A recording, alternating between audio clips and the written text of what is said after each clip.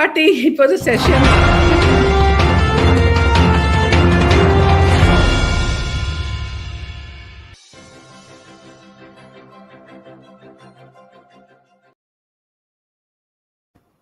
Welcome, welcome, welcome, ladies and gentlemen. Welcome from wherever you are, South Africa, UK, India, Southeast Asia, Australia. I welcome each one of you to the session tonight.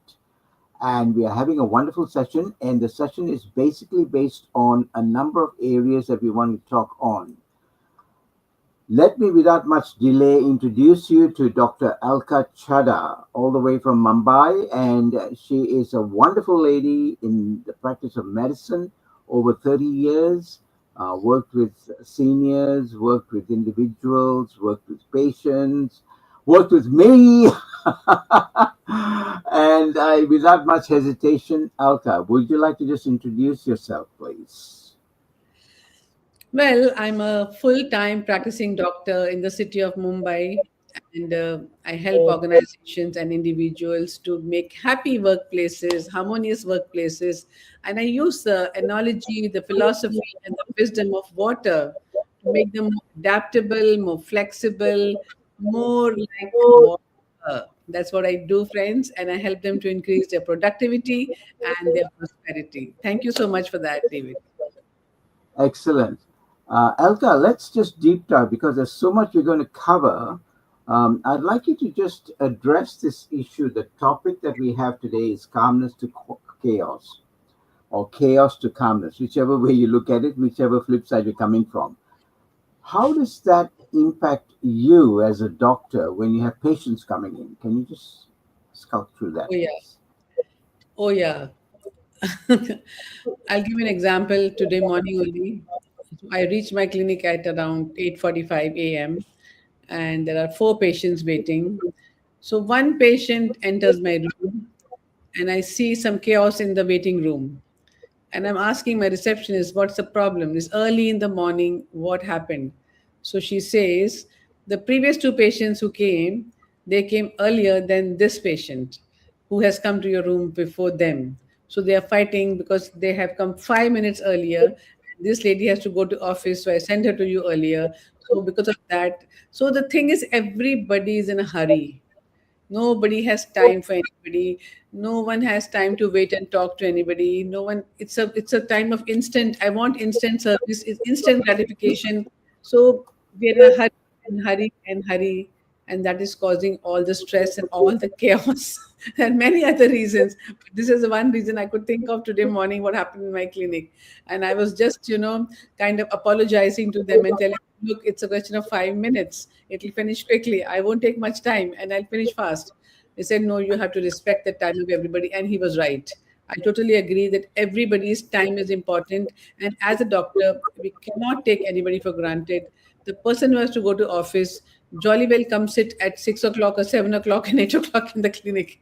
I'm not being boastful, but what I'm saying is if I have to go to a doctor's clinic and if I need to be on time, then I better go early, half an hour, and sit in the clinic. So that's why we are all stressed out because we want everything right now.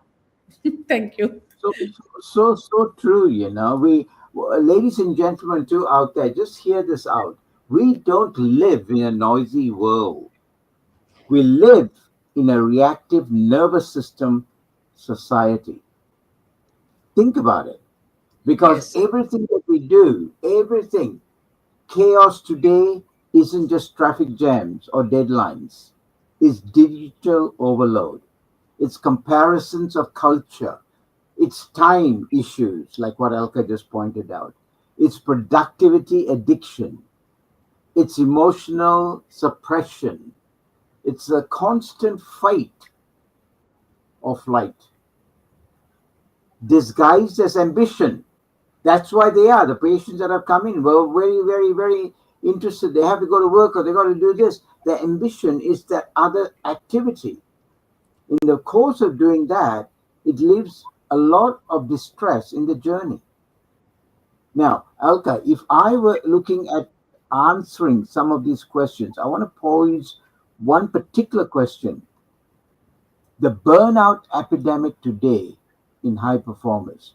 Would you like to address that, please? Absolutely, David. I see it all the time in my clinic. And just recently, I had a mother who had come to me. She's been coming to me for a very long time. And this time, she was in tears. She's all these years, I've been hearing the story of her son who is doing very well in school. He was doing very well in college, grade A, and high success. Then he went to the US. He did his post graduation there, and then he got a job, highly paid, highly paid, highly paid. And I've seen the journey of this woman and the journey of this boy. Fantastic.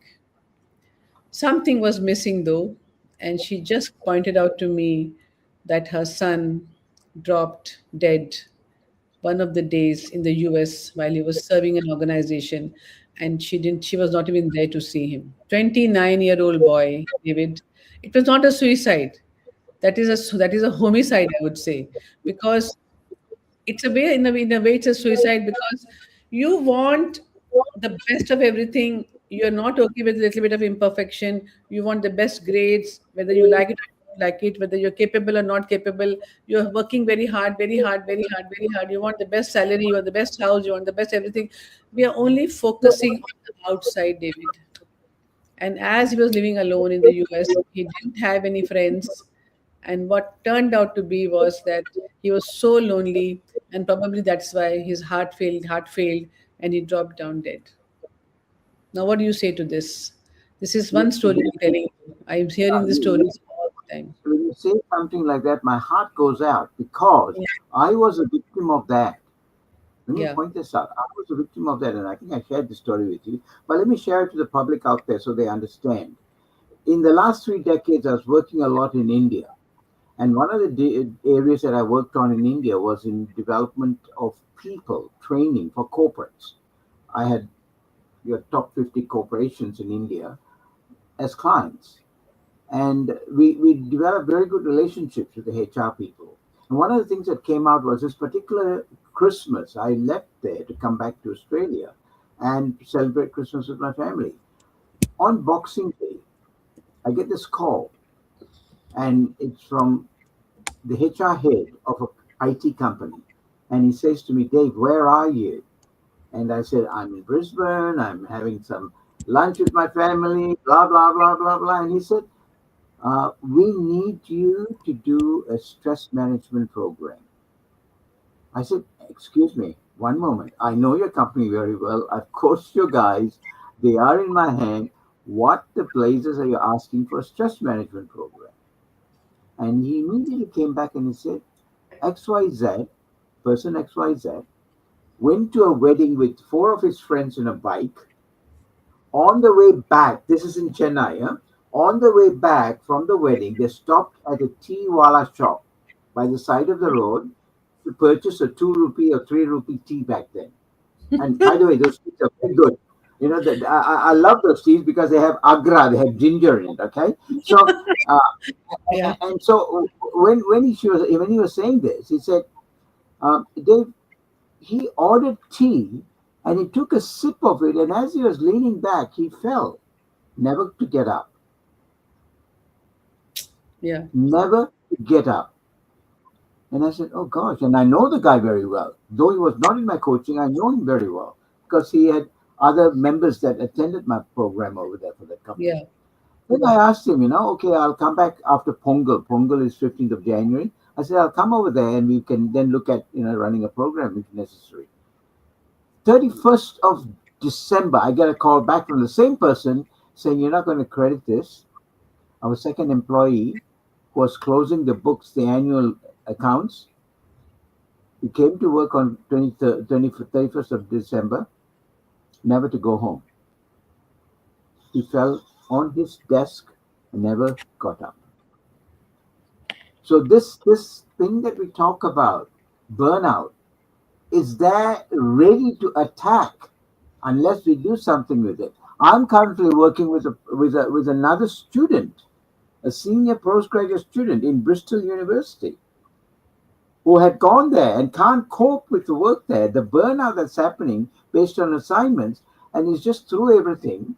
And the same person had committed suicide 3 times prior to my getting involved. Today, we're looking at bringing him back to his yeah, hometown. because they can't cope. So, what is it that's causing this, Alka? So, David, it's an addiction actually. Your brain, whatever you do repeatedly, your brain gets addicted to it. There's an echo coming from your system. I don't know why it started again. So they do the things because they get reward for it.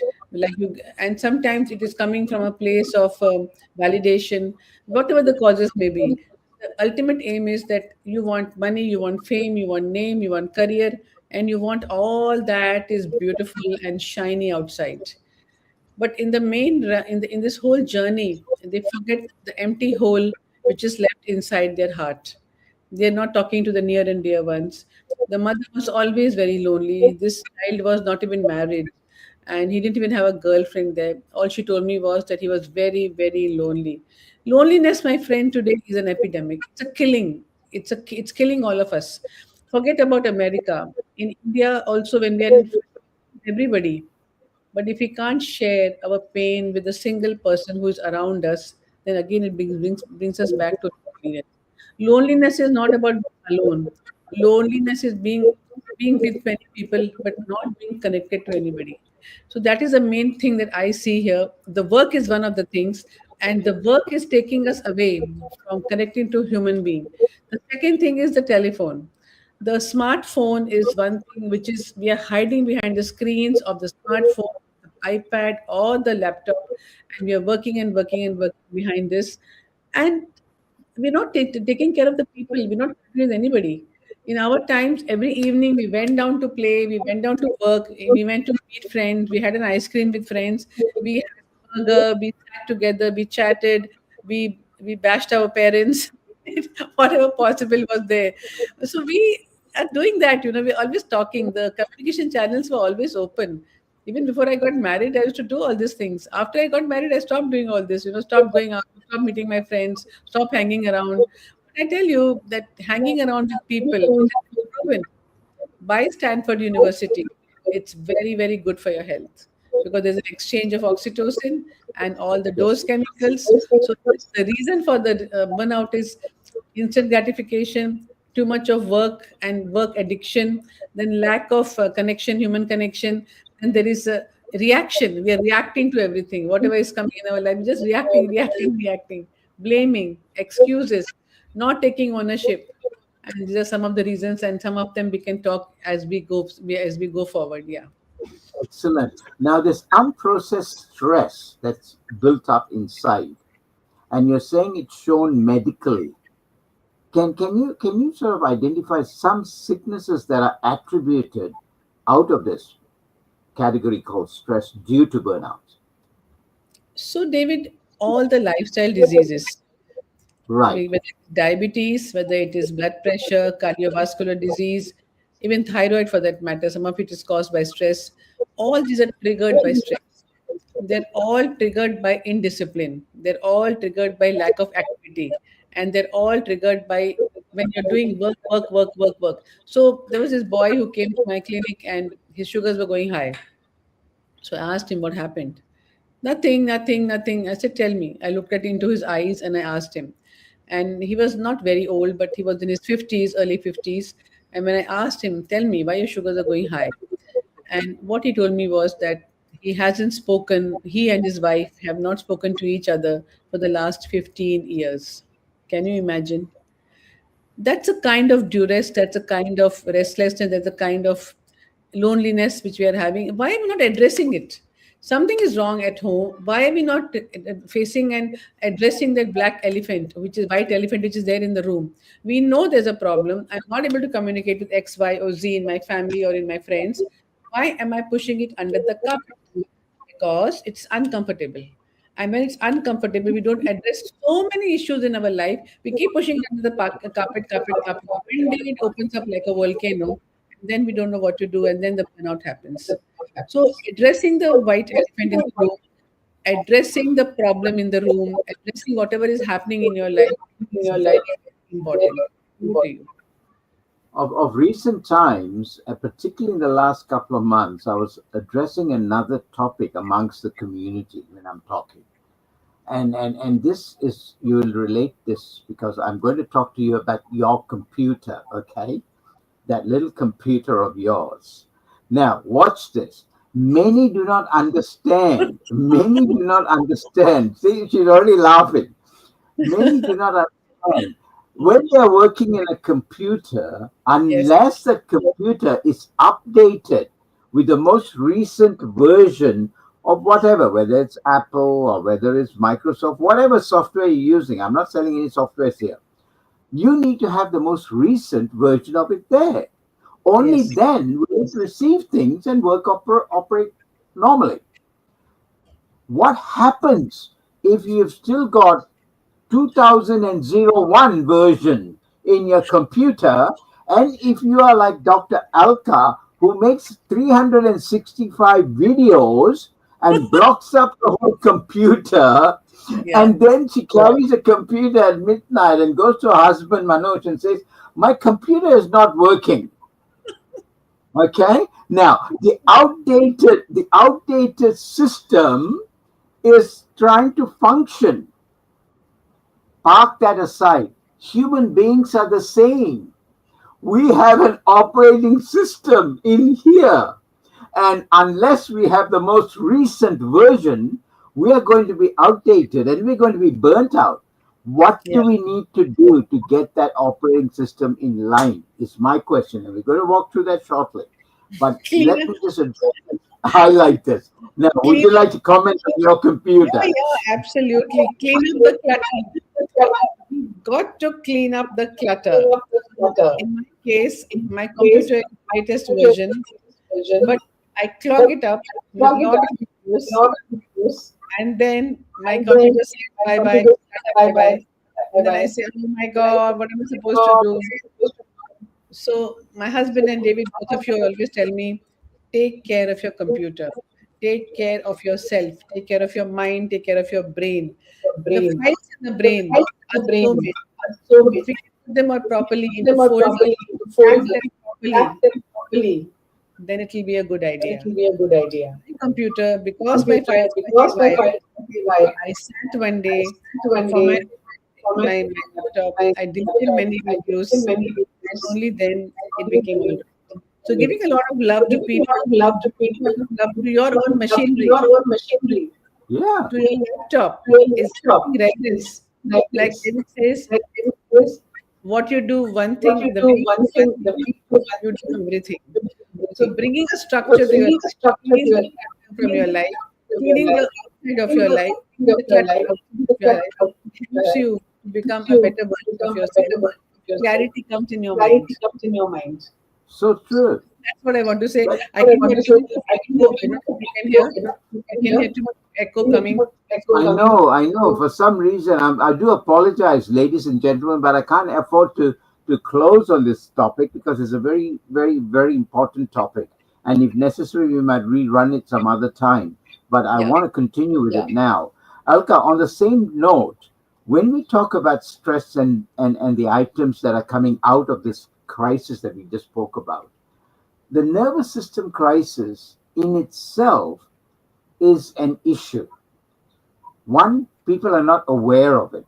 Two, Yeah. they are not consciously doing something, and this term I use is called self care. Yeah. Okay? They're happy to feed 3 meals a day, but they're not happy to care for themselves mentally, physically, and spiritually. Would you like to elaborate on that, please? Absolutely. So if you see the human life, we start as a child. Now the echo has become much bigger. It's coming from somewhere. My voice is going to your studio, and your voice is coming back to me. Just see while I'm talking, if 10-15 part of the sound which is going to you is coming back to me. So life is that we start as a young child and we are fine, we are going in flow, we are happy, we are flowing like rivers. Our expectations are very low. As we grow into adulthood, we are not playing enough. Yeah, that's good. Thank you, thank you. Now it's better. So as we grow into adulthood, we leave our play behind, we leave our innocence behind, We leave everything behind and we go into college, studying, earning a living, and that's where the creativity is lost, the imagination is lost, and we're only focusing on our work and work and work. Friends, if you're happy, you can be creative. If you're in a good mood, you can be creative. If you're using your imagination, you can be creative. Imagine if you're upset because of something. Can you get a creative idea? Can you think of a creative idea? Can you think of imagination? No, right? So we're happy as children, but what we do is we But give what we do permission. is permission. Again, the thing, we give permission to our own selves to lose that inner joy and to go into productivity work, and it's as if like we want to prove our existence to the world, and that's where the problem comes. Proving your existence to the world is not required. You do what you have to do, but we do that. All of us go through that. I have been in that, trying to prove my existence to the world. I was running too much. Ambition, ambition, ambition. Tick, tick, tick. Not looking at my children, not looking at my parents. My parents were feeling so bad about my life, but one day the universe showed me a way. I fell down and I broke my ankle, and it was a reason to see that my ego was so big, and it made me realize, the universe made me realize, enough of running around, go slow, now take a Go pause. slow, now take a pause. Again, it's coming. So when we take a pause and we start thinking about our life, how many of us are thinking about our lives, friends? We are not. Are we reflecting on what we are doing? Are we introspecting on what we are doing? We are easy to blame. You did that, you didn't do that, and all of that is happening in our life. And that negativity goes on increasing, like David calls it NENN. It is no negativity, no excuses. So we are trying to do this in our MRM, in our community, to help everybody to go away from the negativity and the excuses that we make. So as we are growing, we have started to doing excuses. We are becoming lazy. We are becoming complacent in our lives, and we are focusing on our work, work, work. But the deep thing is that we are going away from our own selves and from the people in our life. These are two things. We need to be with ourselves.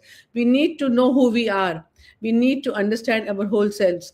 And David, understanding the world, understanding yourself is the only way that you can shape your world. You can shape your world. You want somebody to do something, you can do that, but try to understand that person. Try to see where he's coming from. Try to see his perfect perspective, his attitude. Today, leaders are very lonely. They're sitting there, they're shouting on top of their voices. Nobody is listening, but they're not listening to them. The point is that. So it's a lack of listening, it's a lack of connection, it's a lack of understanding. See, we all desire to be liked and to be accepted by people. We all want that. Don't we want that? We all want to be accepted the way we are with all our flaws. But when it comes to accepting somebody else, we are always finding mistakes in them. So the main point is that we have to understand that we're not an island.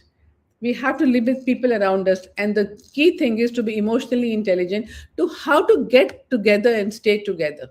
Get along with each other. That is the main thing. And that is going to give us productivity, prosperity, and happiness. Over to you, David.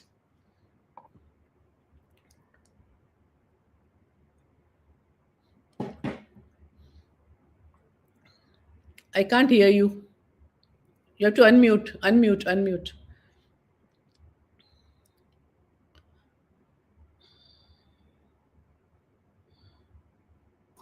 Can you hear Yeah, me now? yeah, yeah, yeah, yeah. Many are in this quandrum of saying, I don't know, I don't care, I am happy where I am, which means they are actually in a zone that the awareness in relation to their problems and issues is not in the forefront. But they're happy to go and have 3 meals a day.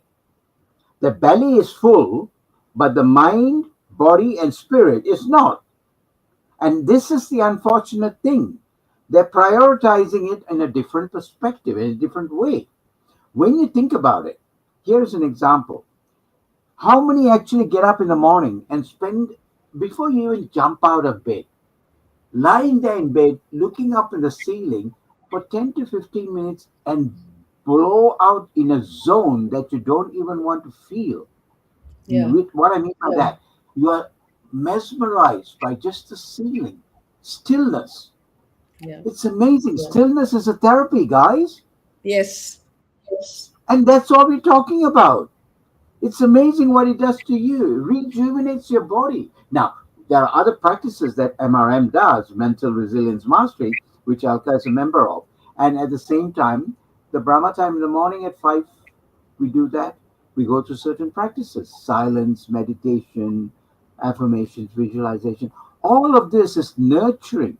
You plant a seed out there in the paddock and you don't water it, it'll die. You plant a seed out there, you water it and not fertilize it, it'll shrivel. The same thing to our body, mind, and spirit. Why are we, as educated people, I mean educated meaning human beings to the top of the animal kingdom, why are we not doing that? Is my question. Is it Yes. because, as you said, ego, or is it because, okay, I don't give a damn? What is the reason, Alka? Or is it complacency? It is complacency, and I think again that thing has started. I have to mute them. Okay. So what I have noticed is, David, that the young generation, whenever I tell them sit in silence, close your eyes, they start laughing. They say that I can't sit in silence, I can't do it. Even in my own yoga class, when I used to do pranayam and I used to tell them to just close your eyes and sit, all the young people used to open their eyes like this, like this, like this, and they took me wait for me to go from there. But today, the same people who were not sitting in silence at that time, let us say 4 to 5 years back, today, I leave them and I come back to my home because they love to sit quietly with themselves. This is the best time that you can have a conversation with your own self. Tell me, friends, whenever your friend is in trouble, how you sit with your friend and you tell that friend, it's going to be okay. Don't worry so much. Do you talk like this to your own self? We don't. So, sitting in silence is one of the ways being in touch with your own self, looking at yourself in front of you, having a conversation, heart to heart conversation with yourself, listening to that inner voice which is actually starts talking to you. Because we already have reduced the outside chatter. And when we reduce the outside distractions, what I say, distract yourself from the distractions.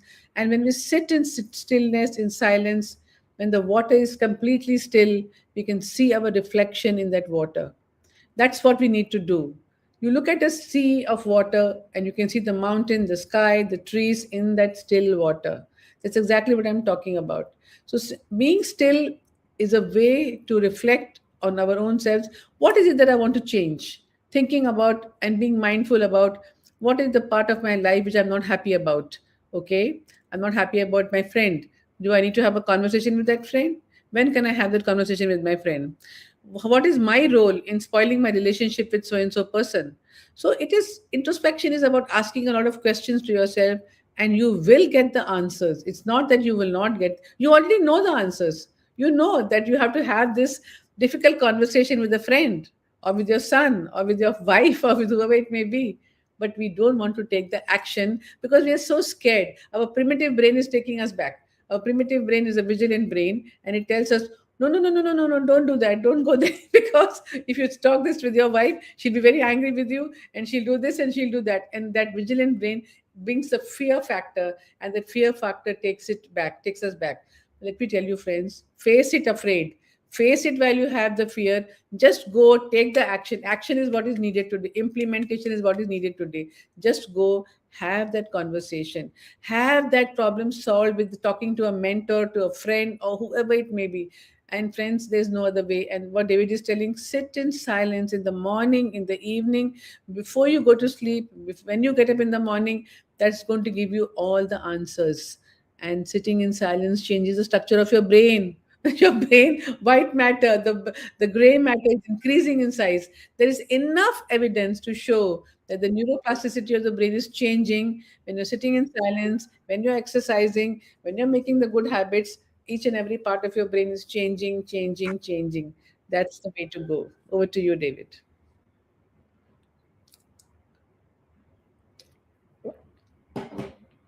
Unmute.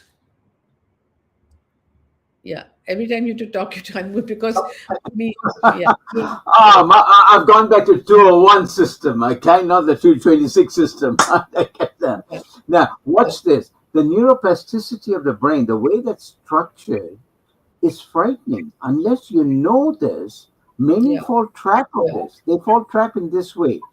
Take stock. I call it the four F's. Okay, the Yes. four F's. Number one, fight. And obviously, anger comes into forefront in a lot of cases when there's a fight. Yeah. Number two, flight, overworking, they run away. Number three, freeze, procrastination, or tomorrow I will do it. And number four, frown on people. When you're a people pleaser, it's hard to say hard things to people. You need to. Now, many don't realize how many own a car, how many own a bike. Think, if you own a car and you own a bike, do you actually take the car for a service? Do you actually take the bike for a service every so often? Absolutely. Exactly. Now, mindfulness is not a spiritual luxury. Let me tell you that, my friends. It is your nervous system maintenance schedule. You're servicing your nervous system. And in today's age, we need to service that every day. I do it 3 times a day, morning, afternoon, and night, Yes. because there's so much out there. And I'll be honest with you, I'll be so honest with you, and this is probably the first time I'm talking publicly. Alka knows this. I had a silent heart attack about 8 years ago. I didn't even know. It was diagnosed when I went for a cardiac test. And that subsequently led me to having a triple bypass 2 years ago. But I was out of hospital on 4 days, all because his mind was right. So many friends do not understand this. When you control this, the 6 inches between your head, you then control something that is so precious to you, the gift of God's mind given to you. Learn how to utilize it, learn how to treasure it, learn how to service it regularly. Don't abuse it. Moving on, Alka, on another topic as I move down, because there's so much to cover. From a Yeah. medical yoga lens, you touched on yoga. I want you to deep dive a little bit more. What happens to the nervous system structure now that we've opened up this nervous system being a system that needs to have maintenance? What happens when they practice yoga, when they practice silent time? What happens to the nervous system? Indirectly, how is it biologically tuned around? Can you talk about that, please? So I'll tell you the outcome first. Yeah. You'll have to mute me. You'll have to mute yourself. Oh Yeah. gosh, yeah. So this my yoga Guruji used to always say one thing. He used to say that when you have a pastry in front of you and you don't eat it mindfully, not miserably, not saying that, oh my God, I cannot eat this pastry. No, you say yourself, I've eaten enough, my stomach is full, I don't need to eat this pastry. That is yoga. Yoga is not what happens on the mat. Yoga is what happens beyond the mat in your mind. Yoga is all about mind control. Now, what is mind control? The mind is a very, very restless organ. So it is bitten by us. It's like a monkey which is going from one branch to another branch, bitten by a scorpion and under the influence of alcohol. Okay, so this is the restlessness of the mind. So you tell the mind, okay, now today you're not going to do this. Let's say you're not going to sleep. The whole day you'll feel like sleeping. The mind can't make out the difference between yes or no, and it doesn't make out the difference between imagination and reality. The mind can only hear sleep, so it will go to sleep. So now we have to control our mind because we're so distracted. We start reading, and a friend calls, and she says, "Okay, come, let's go for a movie." And I close my books and I want to go for a movie. No, that's not the right thing. We got to discipline ourselves. So the first aphorism of yoga is yoga atha anushasanam. That means yoga is discipline, self-discipline. So when you sit down to do the yoga, before that we have 7 steps which we have to become into a yogi, into a sadhak, into a practitioner, a yoga practitioner. So we have to adapt those small, small virtues and values into ourselves so that we become good to be able to sit in one place and do the yoga. Having said that, when we're doing yoga and we're sitting in quiet, yoga is about physical and inner exercises, right? The physical yoga, every posture that you do, you close your eyes at the end of the posture. So what happens when we close our eyes? Our mind goes inside. Each and every part of our body is relaxing. Yoga is not to be done with force. It's supposed to be very, very comfortable pose. That is the yoga. When we close our eyes, when we focus on our breath, that's the way we control our mind. The mind and the breath are interlinked.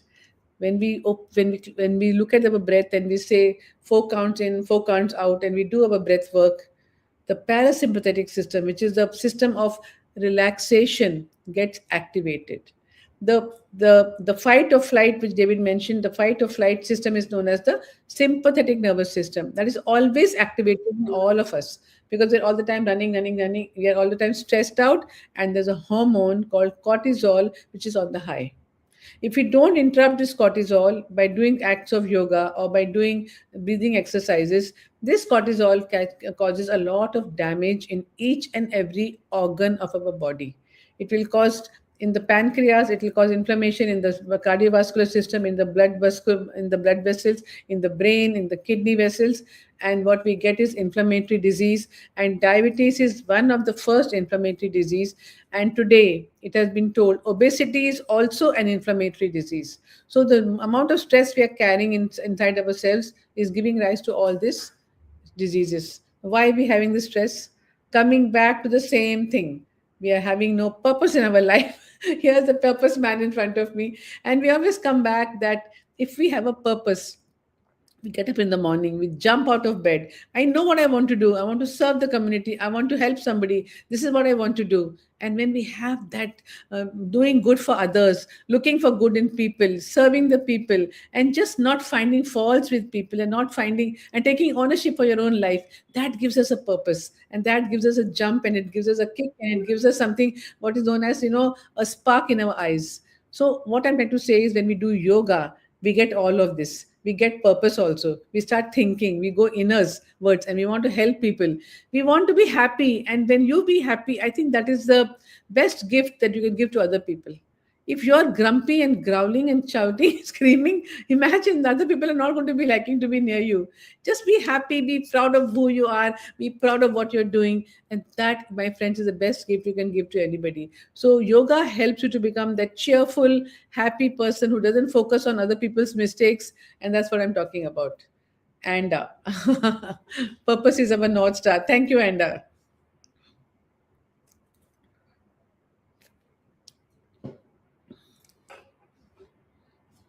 Yeah, thank you so much. Thank you, Alka, and thank you, Enda. Welcome, lady. This, in particular, when we talk about the biological effect to us, we then look at something that's going to move us on another bandwidth. The attention that we're constantly focusing on can Yeah. derail us. Yeah. So, therefore, the purpose is what brings us together to make sure you're pointing to your northern star, as you pointed out. How Yes. are we going to then make sure that that is there intact? Only when we practice that on a regular basis, Yes. morning. Yes. Only when we practice that on a regular basis, when we wind down before we go to sleep, such Yeah. that we can then, yeah, park ourselves to this unconscious mind, the friend up here that I always tap my shoulder on, and tell it, take care of me when I'm asleep, and tell it, I've got these things to do. You be a good boy or a good girl and take care of it. And when you talk to it like that, it will respond. Yeah, David is mad, but mad people make money, yeah? Think about it. Many don't realize this damn thing. So, what I'm asking of you, the question is very simple, Alka. How would you now look at it? The impact of all of this being replaced by digital stimulation, or should I say, overstimulation? So I have a friend I have a in, friend in, you'll have to mute you again. know, again, The in Brahma the Kumaris, Brahmakumaris. her name is Shivani Didi. She says that after every 1 hour, you're doing your work, you continue doing your work, you put an alarm in your phone. After every 1 hour, take a break of 1 minute. So all your activity, your cortisol level starts coming down a little bit. Close your eyes, look at your breath. So what happens is that when we look at our breath, and when we do exhalation, and when we exhale in a longer way, the prolonged exhalation causes our heart rate to slow down. It causes our pulse to slow down. It causes our blood pressure to slow down. And ultimately, what we're doing is we're activating the parasympathetic activity, the relaxation activity, and we are going into a tranquil mode. So, taking these breaks of one minute, you can increase the duration if you're free. If you're working, then one minute throughout the day is a very good exercise. The other thing what I want to tell is that in India, we do a lot of fasting. We have fasting for Thursday, we have fasting for husband, we have fasting for son, and very happily all the women are doing it. I can tell you that. Now, my question to all the youth and all the generation is, can we fast for a day for Snapchat, for LinkedIn, for Facebook, for whatever you're using in your life? If you can, you just keep your phone away from you for one full day. Nobody is going to miss you. Life continues the way it is continuing. Just try an exercise of not using your phone, fasting from your phone for one full day. I can guarantee you that the fast will bring you a lot. So we are fasting for our health also. We are doing intermittent fasting. We are not eating after 5 p.m. Till the next day, 16, 18 hours we are fasting because we are doing it for our physical health. How about doing something for your mental health? How about fasting for 15 to 16 hours or 20 hours from the phone? Just keep it away. Just plug it out. Just unplug. So my message is disconnect to connect with the people in your house. Automatically, you're going to have more time in your house with yourself and with the people in your house.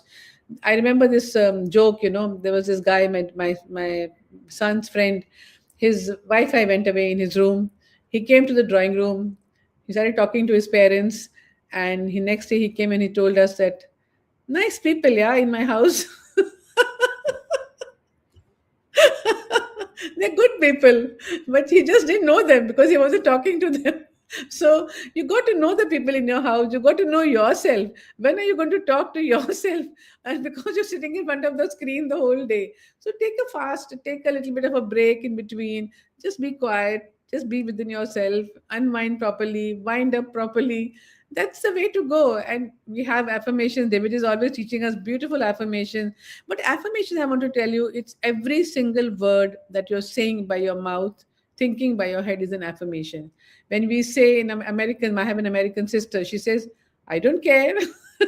So that's how you become. Who cares? And that's how you become.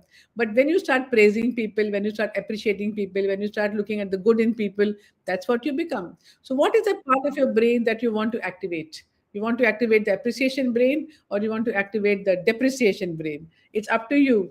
Think, choose, and choose wisely. David, over to you.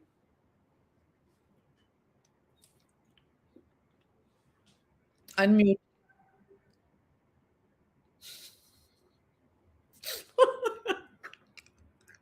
Antiquated system is coming to play. Yes. Okay, back again. I'm operating in 2026 version. Okay, that's good. Now watch this. When we're in this calm state, okay, Hmm. an absence of pressure, serenity, that in itself puts a different perspective for us to then be able to do certain things. And if you look at it, people who are confident and are in that posture actually effectively make very good decisions. They are actually in a position of control, of self control. Now, what are some of the added tools we can bring in here to make that self control more effective? And I'm going to touch on a few, but I want you to elaborate on it. Okay? Breath work. How can that So, assist in this area? so in my life, I have a who's very, very cool, very, very calm. Thank you. And I feel jealous of such people sometimes, that how can they be so cool? But this is something, it's a skill which we can learn and we can skill ourselves by practicing that thing. How do we practice it? By being mindful. Let's say you see dust in front of you and you want to say something. Oh my God, there's so much of dust. The maid is not doing anything. But no, take a back seat. Just objectively wait. Just be quiet. Don't complain. Just do this exercise for one full day. Just look at the amount of energy that you're going to save. Now, the thing is, you have to be mindful of this, and want to be wanting to do it. If you're happy with complaining and fighting and shouting with everybody, then it's not going to happen. The change comes when you really want the change to come in yourself. The transformation has to be inside you, that really I don't want to fight with anybody. Really, I don't want to complain about anything, because the complaining has helped me to understand one thing, that I'm draining myself. Nobody is listening to anybody here. Nobody is listening. How many ever times I tell this lady in my house, do this, do that, it doesn't matter. And my husband has a nice thing. Once she was standing on the chair and she was cleaning the fan. And like I said, what are you doing? The chair will break. So she told me, are you not worried my bone will break? so, so my husband started laughing. So he said, why are you telling her anything? I said, but she'll break my chair. My chair is 2,000 rupees. So he said, no, no, your chair is actually 3,000 rupees. You don't realize it. But go to the market and order five more chairs. No matter what you tell her, she's going to go on the chair again and clean your fan.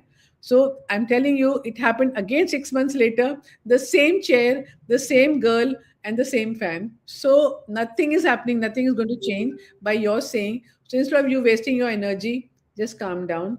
Let them do what they have to do. You see what is good for you, for your peace. And that comes with practice, practice, and practice. Just go back a little bit objectively, look at yourself.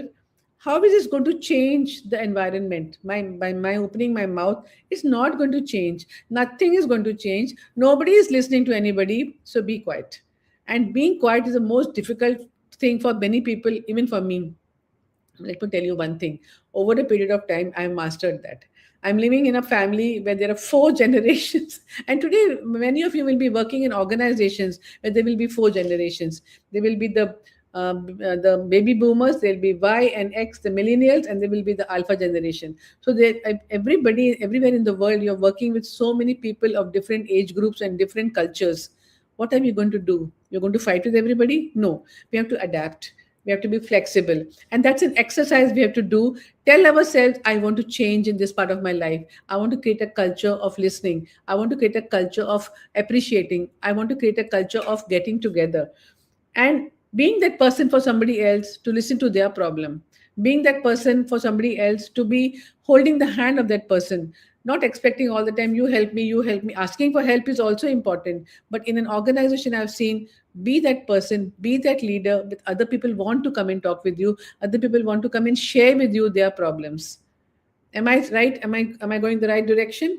This is what I wanted to share in the organization and at home, what we can do. And sitting in silence is the way to do it. Yeah, yeah. You are. Thank you. Yes, you are. Thank you so much. Now, that's interesting. Everyone out there, I learned a little lesson from a 3-year-old Baba, and his name is Kabir. He is the grandchild of Dr. Alka. So whenever any of these things happening, okay, whenever this happens, you learn this. Picture this in your head. No, no, no, no, no, no, no, no, no, no, no, no, no. Physically do that.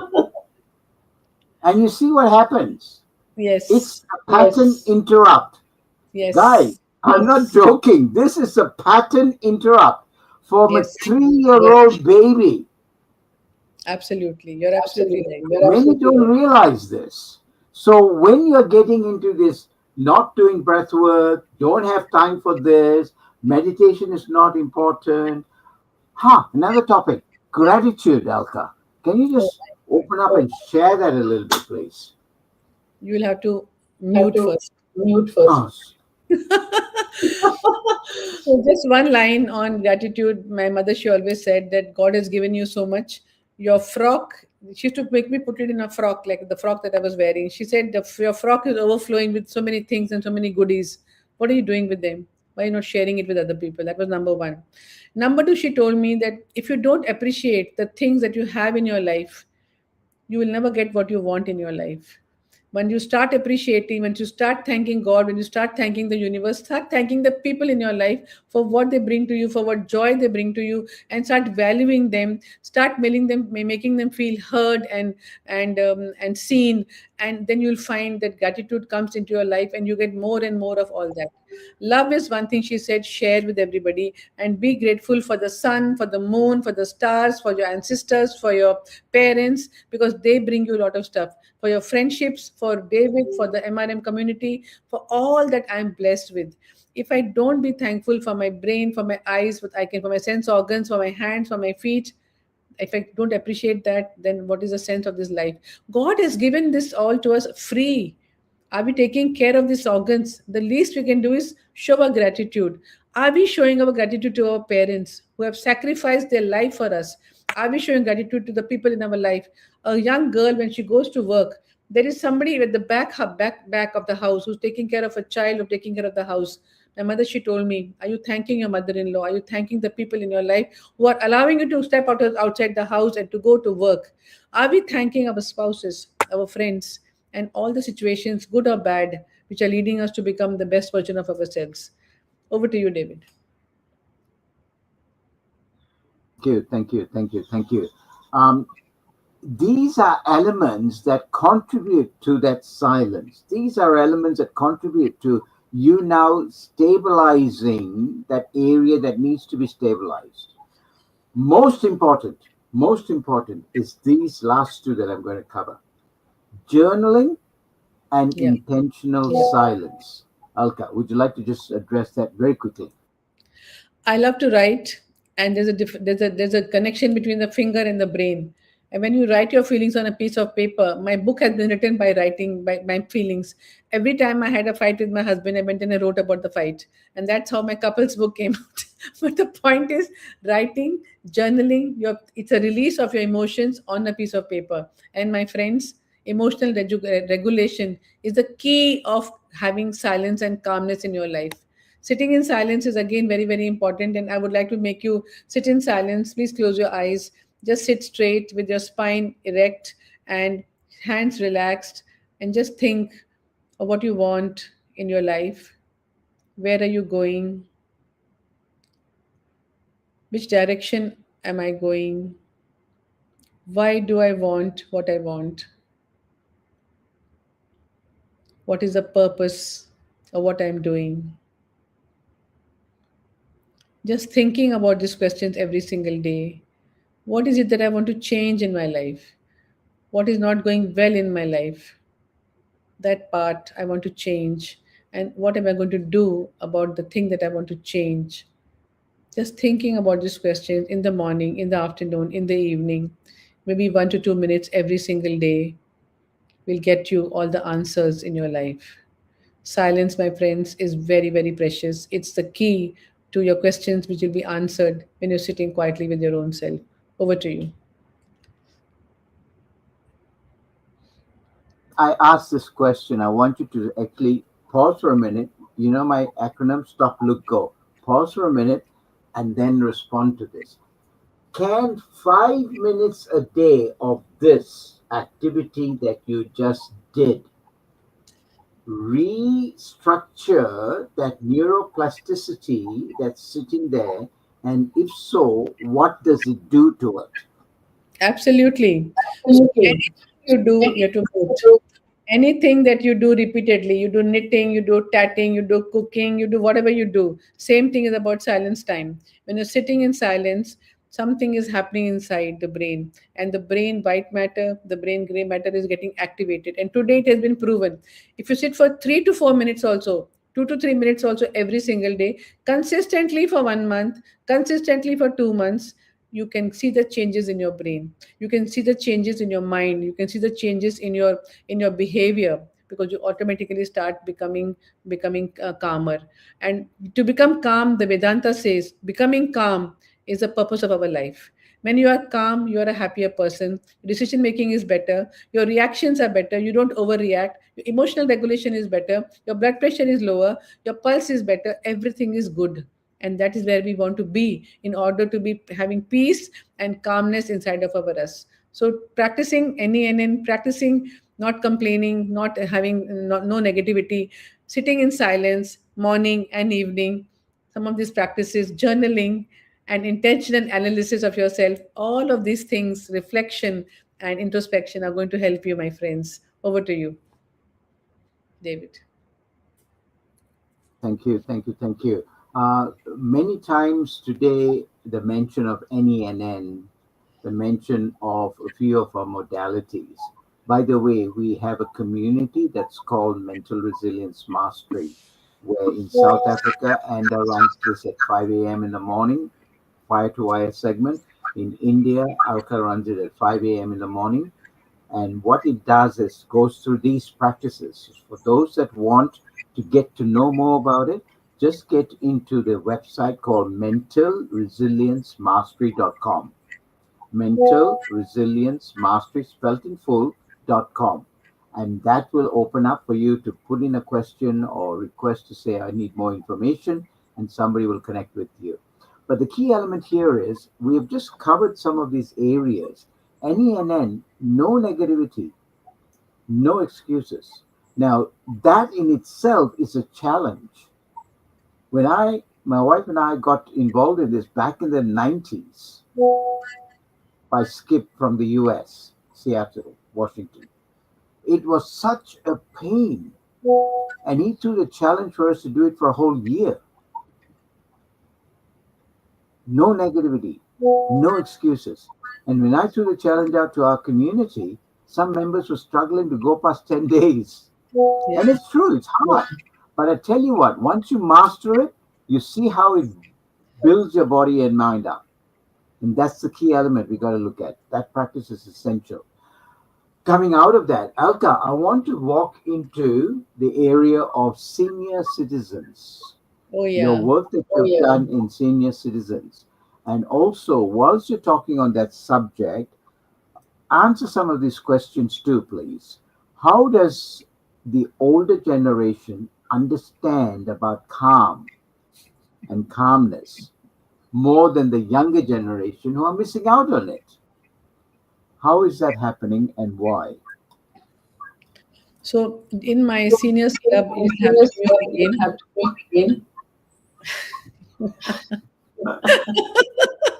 I like the expression on your face. So initially, I was having the seniors club, and when I started bringing the teenagers and the youngster in the club, my club has become even more beautiful, because each one wants to be validated, each one wants to be accepted, each one is a neglected lot. For that matter, all of us are neglected. We feel neglected sometime or the other in our lives. So when this teenager comes into the club, one of the mothers, she rang me up and she told me that this boy has never been so happy in his life. He comes and tells me all the stories that the grandmothers in your group told him. He feels validated. He feels valued. He reads books to these senior citizens. The senior citizens tell them stories of their lives, and they both feel so valued with each other. And the personalities of both are changing. Nothing is happening. It's only human connection. It's human to human connection. The teenager is having problems at home because the mother will say, "You are good for nothing. You're not studying. You're not doing."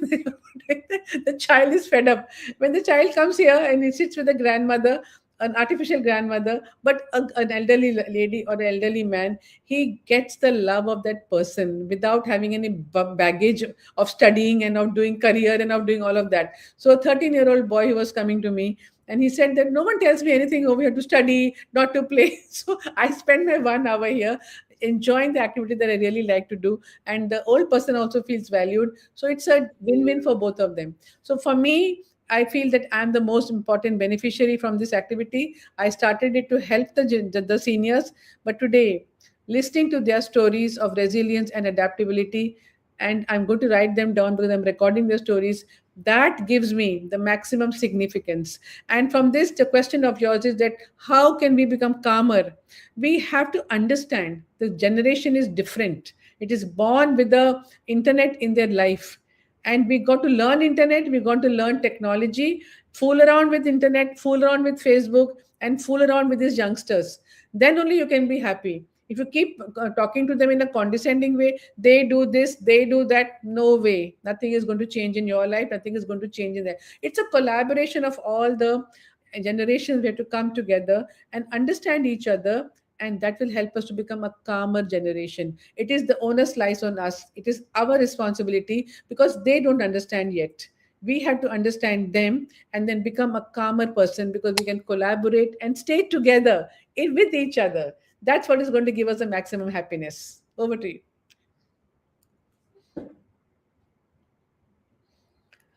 Good. Fantastic. Thank you so much, Alka. Thank you. Appreciate that. And one of the key things that I'm going to also close off is, Alka, most don't realize calmness is not a weakness, my friends. Think about this. If you've got a pad, write this down. Calmness is not a weakness. Calmness is the power you have under your control. Yes. Yes. You have that power to control it, to navigate it, and like what Anders said in the comments, navigate towards your northern star. Yes. You then understand how this whole exercise of fulfillment comes to you. You don't search for happiness, you Yes. search for fulfillment. And Yes. fulfillment doesn't come in a magic wand, it comes when you do these practices. The world does not need more speed, I'm telling you that. The world needs more understanding, more Yes. oxytocin. The Yes. world needs more dose chemicals. The world needs more silence. And when all of that put together comes in, you get what I call a centered person who ends up becoming a centered leader who will contribute to the community for the betterment of people globally. And that's the key to this. But Thank you. many do not understand. Many do not understand. So that's my little bit for you. Alka, passing comments for the audience, please. Cherish the people in your life. That's all I want to say. You have a gift of people in your life, and you have a right to be happy right now. So take that permission to enjoy that inner joy which is there inside of you. Don't go into the grumbling and all of that nonsense. Just enjoy the self, enjoy the people in your life, relish and cherish the people in your life, and get yourself the permission to have that enjoyment moment right now. Thank you, David. I'm not going to let you go that easy. I'm not going to let you go that easy. I'm going to do something with you now. If calm, if calm was a prescription, you are a doctor, right? So I'm going to ask you for a prescription. If calmness was a prescription, what would you be written on that particular prescription when you give it to your patient? Yeah. Yeah. So know yourself, Know yourself, understand yourself, understand yourself, connect with yourself, connect with yourself, collaborate with yourself, collaborate with yourself, and understand the world. understand the world. That is the prescription for That is being the calm. prescription for being You calm. will never You overreact, never overreact. fight with anybody. You will not have an argument with anybody because you've understood, you've mastered the art of knowing yourself. That's the key. You will not react, you will not have any problems with anybody because you know that whatever is mistake in me, whatever is less in me is also there in the opposite person. So understanding is the most important key to what you want to create in your own world. Understanding yourself and understanding the people in your life, and taking time to connect with yourself is by silence time. You got to move in your body, in your body, in your physical body, but you got to be still in your mind. So have that moments of silence and connection with yourself, and it's not going to be difficult to become calm person. Over to you. Thank you, Alka. Thank you, ladies and gentlemen out there in the world. We appreciate your presence, and at the same time, thank you. Have a wonderful, wonderful, peaceful year ahead. Thank you, Alka. Thank you Take care so now. much. Bye. Thank you so much. Practice, practice, practice.